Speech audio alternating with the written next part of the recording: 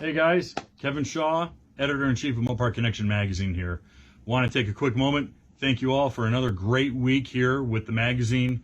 We couldn't do it without you. We're really excited about being the fastest growing Mopar enthusiast magazine in the world. We're outpacing everyone. I mean, our growth is phenomenal, so we're super stoked and really grateful to all of you to helping make that happen. Want to take a quick moment today, and I'm sitting here on the ground right next to my very dusty and dirty 69 Dodge Charger that we call Brazen. In fact, I'm wearing the shirt. So if you like the shirt, you like the car, you like the magazine, help support the magazine by buying a shirt. That'd be great. And so anyway, want to take a quick second and talk about tire sizes. And the fun thing about this car is that I always get a million questions from guys asking, what are you running here? What are you doing here? What's your setup? So I wanted to show a little bit about what we have here going on currently, and then kind of compare that to some other really fun facts. So right now you're looking at the tire that I'm running currently, and that is the Mickey Thompson ET Street SS. Okay, it's a 295/75/15, and it's on a 15 by 8 weld wheel, drag light weld wheel with a 4-inch back spacing. I am running currently a 5/16 spacer behind that, only for some clearance that we have done, or that we need for that tire. But it's not dramatic. But we did do a couple little tweaks to the car when we were doing paint and body work, probably about 10 years ago. The easiest one to see here is that I had decided early on I wasn't going to run the wheel trim. I just didn't like the look of it. It was a little fancier for what I had in mind, so I got rid of those. And when I was doing the body work, I actually rolled in this lip right here, and it's very subtle. It's not really pronounced, but guys who know their Chargers, they look at that and they go, okay, I get it. Before I ran the Mickeys, I was running a Hoosier drag slick. And that Hoosier drag slick was a 30/9, and I think the section width on that was almost 12 inches, and that's a lot of tire. I mean, that's a big tire. And because of that tire, I had done one more other little trick, and that was the inner wheel liner right up here on this edge. That there's actually real estate in between that, the actual wheel tub and the skin. And for a lot of you guys who have B bodies, especially 66 through 70, there's a little bit of a shelf, and it's got kind of a sharp 90-degree angle. And we would make contact pretty bad with the Hoosiers because they were so tall. With the Mickeys now at a 295/75, that comes up to 32.4 inches tall, with a section width that's a little bit more narrow, and it comes out to like 11.6. I think it's like 11.61. And so we didn't have the width that we did with the Hoosier, but we also have a little bit of a stronger, more robust sidewall. The Hoosier had a very soft sidewall. Obviously, that was as a drag slick. It wants to wrinkle up. It wants to bind up and get a good bite. I was driving that drag slick around. In fact, I drove it. This is about 2 years ago, three years ago. Wow. Drove it from my house here just north of Nashville, Tennessee, all the way up to Columbus, Ohio for the Mopar Nationals. And it ran great. It wasn't a problem at all.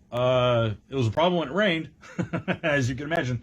But besides that, it ran awesome. We had taken that shelf and I'd section cut it and laid it in and just stitch welded it back up. So it now is, it's actually, there's no more shelf there. There's no more step. And that shoulder is gone.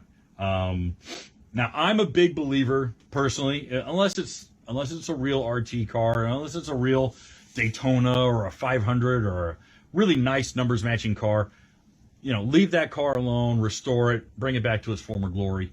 But if you're going to build a fun street machine and you don't mind cutting on your car or messing with it or doing little subtle things that people aren't going to see, tuck as much tire as you can. I mean, look at the quarters on these cars. And especially when you consider what they came with from the factory. A factory redline tire was tiny. It was minuscule. And believe it or not, it was only 27 inches tall. The redline tires were 27 inches tall with a section width of 7 1/4 inches. Okay. That's, I mean, that's real small. And I actually have some things to illustrate here. I'm gonna pull this off. Oh boy. All right. And I actually got the floor jack underneath the differential to lift it up, just so that it wasn't sagging down so much. These are the Pro Tracks I used to run in the front when I ran those Hoosiers. Okay. Now that Pro Track, this Pro Track is just under 28 inches tall. It's like 27.7, I think. But the section width is pretty wide. And I'll show you right here. I mean, it's got this nice balloon sidewall, and that section width came out to about 8¼ inches. You know, it had a really nice, like 60s, you know, late 60s, early 70s kind of look, and I really liked that, especially when I was running the Hoosiers. But with now that I have Mickeys in the back, I wanted to run Mickeys in the front. Oh boy, here we go. And I've got my front runners here. These Mickeys, I have it written down, I want to make sure. These are 28 inches tall, but with a 6-inch sidewall, or I mean a 6-inch section width. Okay? When you put this thing on, this is taller than a factory redline tire. Look how tiny this is. Look, I can stick my fist I can stick my head in here. Guys, if you've got a B body, and it's not a big numbers matching crazy machine, put some meat on your car. Look at this thing. This looks like ice skates on an elephant. Holy cow. These are my front runners. And this tire is bigger. Well, it's taller. It's not bigger. But it's taller than the factory redline. My goodness. And I'll tell you what. This is 28 inches tall.